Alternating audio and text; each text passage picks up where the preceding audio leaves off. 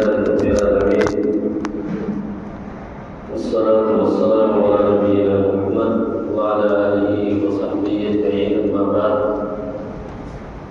قال الله تعالى في القرآن الكريم ولا تباشروهن وأنتم عاكفون في المساجد. حضرات گرامی اور خواتین اسلام، آج کے درس کا عنوان ہے اعتکاف. اعتکاف یہ عربی کا لفظ ہے اور یہ عین کاف اور فا سے بنا ہے. اس کے معنی آتے ہیں کسی جگہ کو لازم پکڑ لینا، کسی جگہ میں مستقل طور پہ بیٹھ جانا.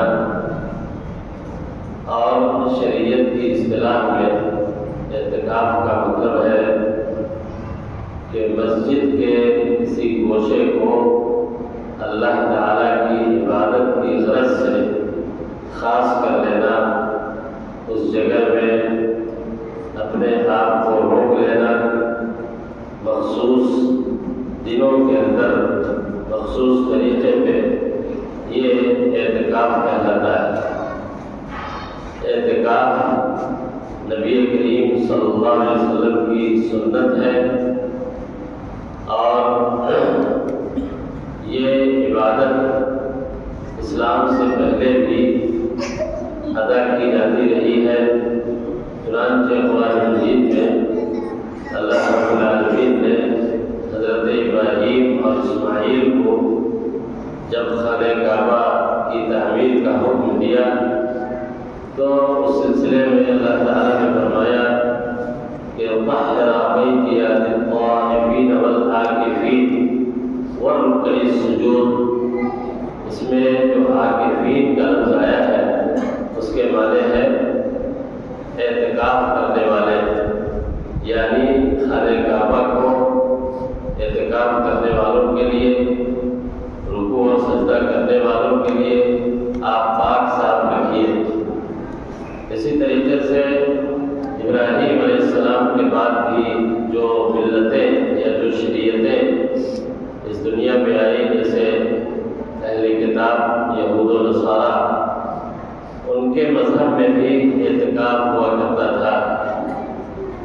نصرانیوں کے سلسلے میں یا اہل نصارہ کے سلسلے میں قرآن مجید میں اللہ تعالیٰ نے حضرت زکریا کے بارے میں ایک جگہ فرمایا کہ کلما دخل علیہا زکریا المحراب وجد عندها رزقا. حضرت مریم جس جگہ میں رہ کر کے عبادت کر رہی تھی اس کو قرآن نے محراب یعنی ایک ایسی جگہ سے تعبیر کیا ہے جو عبادت کے لیے خاص کر لیا تھا انہوں نے. وہ بھی اعتکاف کی ایک شکل تھی. اسلام سے پہلے جاہلیت کے زمانے میں بھی اعتکاف کے ذریعے لوگ عبادت کرتے تھے. صحیح بخاری کی حدیث ہے، حضرت عمر بن خطاب رضی اللہ تعالیٰ عنہ جب اسلام قبول کر لیا انہوں نے، تو انہوں نے ایک دن نبی کریم صلی اللہ علیہ وسلم سے کہا کہ اللہ کے رسول، میں نے اسلام سے پہلے جاہلیت کے زمانے میں یہ نظر مانی تھی کہ میں خانہ کعبہ میں ایک دن کے لیے اعتکاف کروں گا. تو اللہ کے نبی صلی اللہ علیہ وسلم نے کہا کہ آپ اپنے اس نظر کو پوری کیجیے. اس سے پتہ چلا کہ اسلام سے پہلے بھی لوگ اعتکاف کیا کرتے تھے. میرے بھائیوں، اسلام نے اس اعتکاف کو کچھ اصلاحات کے ساتھ اور کچھ ضروری شرائط کے ساتھ اسلام نے اس عبادت کو باقی رکھا. اور شرعی طور پہ اعتکاف یہ سنت ہے، یہ واجب اور فرض نہیں ہے. نبی کریم صلی اللہ علیہ وسلم نے ہمیشہ اعتکاف کا اہتمام کیا اور آخری دنوں میں آپ نے حدیث کے مطابق پورے مہینے کا، رمضان کے پورے مہینے کا اعتکاف کیا. حدیث میں آتا ہے کہ نبی کریم صلی اللہ علیہ وسلم نے پہلے عشرے میں، رمضان کے پہلے عشرے میں اعتکاف کیا، پھر دوسرے عشرے میں اعتکاف کیا اور ایک دن آپ اپنے معتکف سے یعنی اس حجرے سے باہر آئے اور کہا کہ مجھے یہ بتایا گیا ہے کہ لیلۃ القدر آخری عشرے میں ہے، اس لیے تم میں سے جو چاہے تو آخری عشرے میں اعتکاف کرے۔ اس حدیث کے اندر اللہ کے نبی صلی اللہ علیہ وسلم نے اعتکاف کو انسان کی مشیت کے اوپر موقوف کیا، یعنی جو کرنا چاہے وہ کرے۔ اس کا مطلب یہ ہوا کہ یہ اعتکاف فرض اور واجب نہیں ہے بلکہ یہ سنت ہے، اور یہ جس طرح یہ عبادت مردوں کے لیے ہے اسی طریقے سے عورتوں کے لیے بھی ہے۔ چنانچہ نبی کریم صلی اللہ علیہ وسلم جب مسجد نبوی میں اعتکاف کرتے تھے تو آپ کی بیگمات ازواج مطہرات میں سے بھی کئی ایک آپ کے ساتھ اعتکاف میں الگ الگ مسجد کے حصے میں بیٹھا کرتی تھی۔ یہ صحیح بخاری کی روایات سے یہ بات ثابت ہے۔ میرے بھائیوں، اعتکاف کے لیے بنیادی طور پہ یہ ضروری ہے کہ اعتکاف مسجد میں ہونا چاہیے۔ مسجد اس کے لیے بنیادی شرط ہے۔ بغیر مسجد کے اعتکاف کسی دوسری جگہ نہیں کیا جا سکتا، یعنی کہ یہ جائز اور مشروع نہیں ہے۔ مثال کے طور پہ اگر کوئی شخص اپنے گھر میں گھر کے کسی حصے کو عبادت کے لیے خاص کر لیتا ہے، مصلی بنا لیتا ہے جہاں ہمیشہ نماز پڑھتا ہے، تو گھر کے اس حصے کو عبادت گاہ تو کہہ سکتے ہیں، لیکن وہ مسجد کے درجے کی چیز نہیں ہے، اس لیے کہ مسجد میں حائضہ اور نفسا اور جنوبی آدمی کے لیے قیام کرنا جائز نہیں۔ لیکن گھر کے اس حصے میں جہاں پہ آدمی ہمیشہ نماز پڑھتا ہے تو وہاں پہ کبھی بھی ہو رہ سکتا ہے۔ پتہ یہ چلا کہ گھر کے اس حصے کو جس میں ہم عبادت کرتے ہیں مسجد کا درجہ حاصل نہیں ہے، اس لیے وہاں پہ اعتکاف کرنا صحیح نہیں ہے۔ عورتیں نبی کریم صلی اللہ علیہ وسلم کے زمانے میں مسجد میں اعتکاف کرتی تھیں، اور اللہ تعالیٰ نے اس عبادت کو مسجد کے لیے خاص کیا، مسجد سے متعلق کیا۔ قرآن مجید میں اللہ تعالیٰ نے فرمایا کہ وَأَنْتُمْ عَاكِفُونَ فِي الْمَسَاجِدِ، اعتکاف مسجد ہی کے اندر ہوگی۔ مسجد وہ ایسی ہونی چاہیے جس میں جماعت کے ساتھ وقتہ نماز ہوتی ہو، اور اگر جمعہ کی نماز ہو تو اور زیادہ بہتر ہے، تاکہ معتکف کو بار بار نماز کے لیے یا جمعہ کے لیے باہر جانے کی ضرورت نہ پڑے۔ اعتکاف کے اندر انسان کے لیے جو چیز کرنے کی ہے، یہ جو کام اسے کرنا چاہیے وہ یہ کہ وہ زیادہ سے زیادہ ایک گوشے میں بیٹھ کر کے اللہ رب العالمین کی عبادت کرے۔ عبادت کا مفہوم یہ ہے کہ پنج وقتہ نماز جماعت کے ساتھ مسجد میں پڑھے، اور اس کے بعد جو سنن رواتب ہے اس کا اہتمام کریں، اس کے علاوہ نفلی نمازیں پڑھیں اور تہجد کا اہتمام کریں، تراویح جماعت کے ساتھ پڑھیں، اور اس کے علاوہ قرآن مجید کی کثرت کے ساتھ تلاوت کریں، اور اگر اوقات بچ جاتے ہیں تو اس میں اللہ تعالیٰ کا ذکر کریں۔ ذکر سے مراد یہ ہے کہ قرآن مجید کے ساتھ ساتھ وہ دعائیں جو مسنون ہیں، جو حدیثوں سے ثابت ہے، وہ دعائیں انسان کثرت کے ساتھ اعتکاف کی حالت میں پڑھتا رہے، اور اس کے علاوہ جو اس کی مرضی ہو، جو اس کو ضرورت ہو، وہ اللہ رب العالمین سے دعا کرے، مانگے۔ اس عبادت کے اندر یہی چیزیں مسنون ہیں اور انہی کو انسان کو کرنا چاہیے۔ میرے بھائیوں، اعتکاف باطل ہو جائے گا اس وقت جب انسان غیر ضروری طور پہ اعتکاف کو چھوڑ کر کے کسی دنیاوی غرض کے لیے اگر مسجد سے نکل جاتا ہے جس کی ضرورت نہیں ہے تو پھر وہ اعتکاف باطل ہو جائے گا۔ یا ایک ہی اعتکاف کی حالت میں اگر کسی نے اپنے بیوی سے مباشرت کر لی، جمع کر لی، تو بھی اعتکاف باطل ہو جائے گا۔ لیکن باطل ہونے کا مطلب یہ ہے کہ اس کا ثواب نہیں ملے گا، اس کی قضا اس کو نہیں کرنی ہے، اس لیے کہ یہ سنت ہے۔ ہاں، اگر کسی نے نذر مانی ہوئی ہے اعتکاف کی اور نذر نظر ماننے کے بعد اس کو پورا کرنا واجب اور ضروری ہو جاتا ہے، اس اعتکاف کو جو نظر کی بنیاد پہ اگر آدمی کرتا ہے اور بیچ میں چھوڑ دیتا ہے یا اعتکاف باطل ہو جاتا ہے کسی وجہ سے، تو پھر اس کی قضا کرنی ضروری ہے۔ اعتکاف کی حالت میں انسان بہت زیادہ ضروری چیزوں کے لیے باہر بھی جا سکتا ہے۔ مثال کے طور پہ اگر مسجد میں حمامات کا انتظام نہیں ہو، ضروریات زندگی کے لیے، پیشاب پاخانے کے لیے، غسل کرنے کے لیے وہ باہر جا سکتا ہے۔ کھانے پینے کا انتظام کرنے والا اگر کوئی نہیں ہے تو کھانے پینے کے لیے بھی باہر جا سکتا ہے۔ یہ وہ ضروریات ہیں جس کی ادائیگی انسان کے لیے ضروری ہے، اور اعتکاف کی حالت میں انسان اگر مجبور ہو اور اس کو ضرورت ہو تو باہر جا سکتا ہے۔ اعتکاف کی حالت میں دنیاوی گفتگو سے یا خرید و فروخت سے یا تجارتی لین دین سے، اس طرح کے معاملات سے انسان کو الگ رہنا چاہیے۔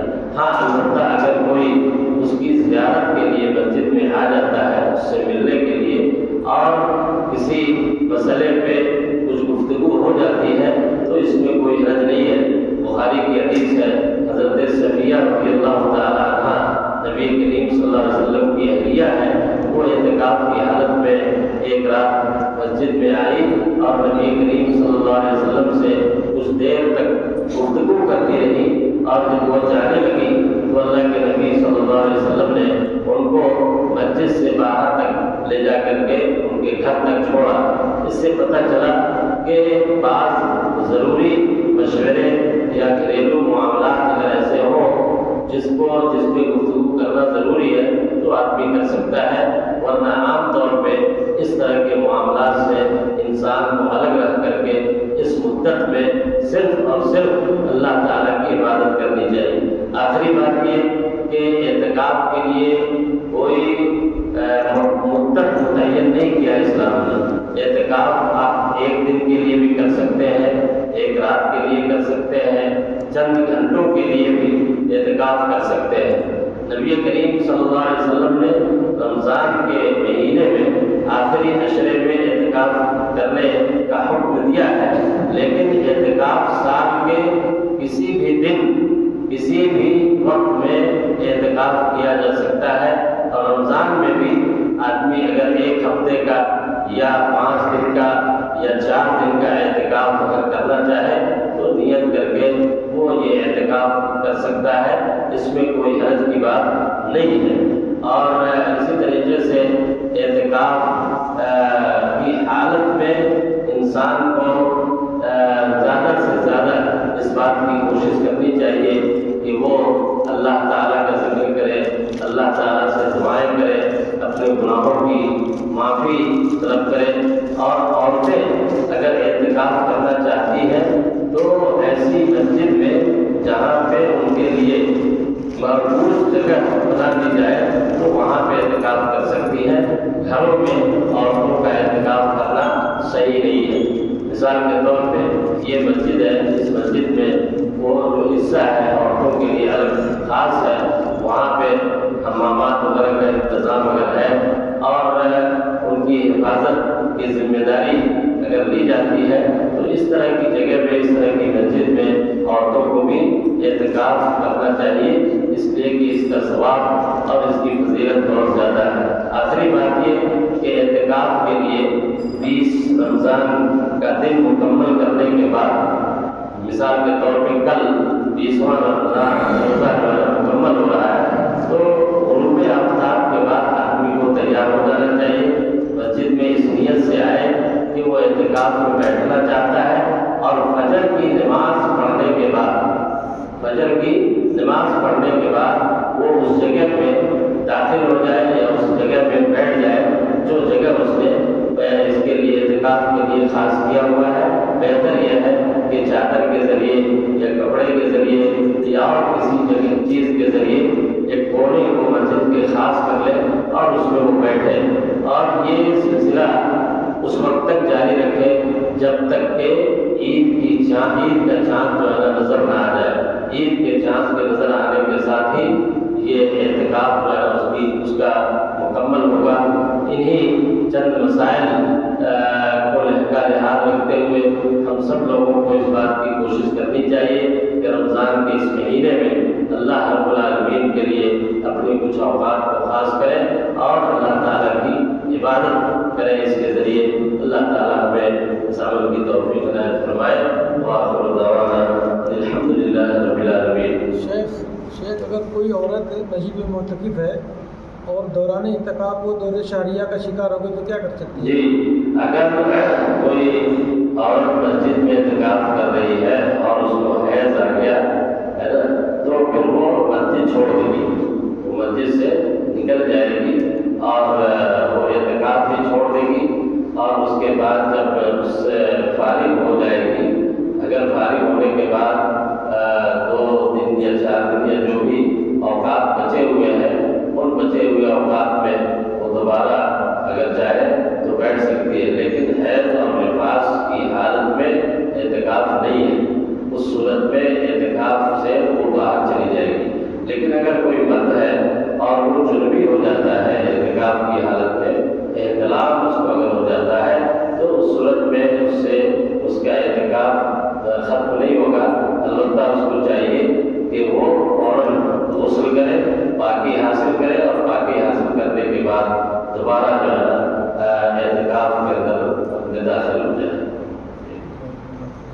اعتکاف میں بیٹھنے کا وقت فجر بعد سے کہ مغرب کے بعد لوگ بیٹھتے ہیں؟ دونوں کے سلسلے میں حدیثیں ہیں.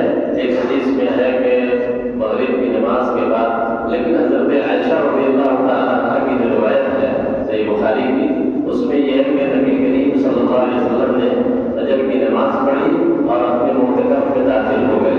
تو اس لیے علماء نے کہا، میں نے جیسا کہ شروع میں کہا کہ اعتکاف کی نیت اگر جس نے کی ہے تو مغرب کے بعد مسجد میں آئے اس نیت کے ساتھ کہ ہمیں اعتکاف میں بیٹھنا ہے، اور وہ اس کے بعد جو ہے مسجد میں رہے اور ہم دنوں کی طرح اور نمازیں پڑھے دعائیں کریں. لیکن فجر کی نماز پڑھنے کے بعد لازمی طور پہ وہ معتکف میں داخل ہو جائے.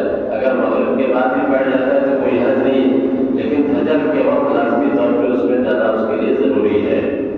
اعتکاف جو ختم ہوتا ہے کچھ لوگ تو چاند دیکھ کے اٹھ جاتے ہیں، کچھ لوگ اگلے دن عید والے دن فجر کی نماز پڑھ کے تب. نہیں، غلط ہے. حدیث میں صراحت ہے کہ چاند جب نکل آیا، چاند جب نکل آیا اور خبر دے دی گئی کہ چاند ہو گیا ہے، اس کے بعد اعتکاف جو ہے ختم ہے.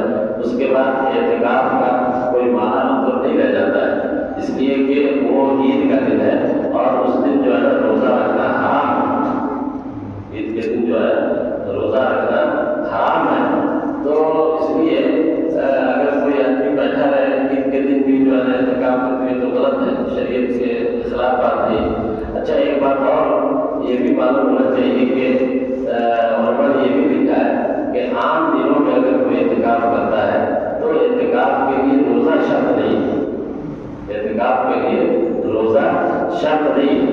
یعنی اگر آپ مثال کے طور پر رمضان کے مہینے لیں، اگر کوئی آدمی مجبور ہے، بیمار ہے، جس کی وجہ سے وہ روزہ نہیں رکھ رہا ہے، اس کو روزہ چھوڑنے کی اجازت ہے شرعی طور پہ، تو وہ اگرچہ روزہ نہیں رہ رہا ہے لیکن وہ اعتکاف کر سکتا ہے. یعنی اعتکاف کے ثواب سے وہ اپنے آپ کو معلوم نہ کرے، بغیر روزہ رکھے ہوئے بھی وہ اعتکاف میں بیٹھ سکتا ہے. اس لیے کہ اعتکاف کے لیے روزہ شرط نہیں ہے. عام دنوں میں اگر روزہ رکھتا ہے یا اعتکاف کرتا ہے تو خیر روزے کی ضرورت نہیں ہے، لیکن رمضان کے دنوں میں اعتکاف کرتا ہے تو روزے کے ساتھ رہے گا. لیکن اب رمضان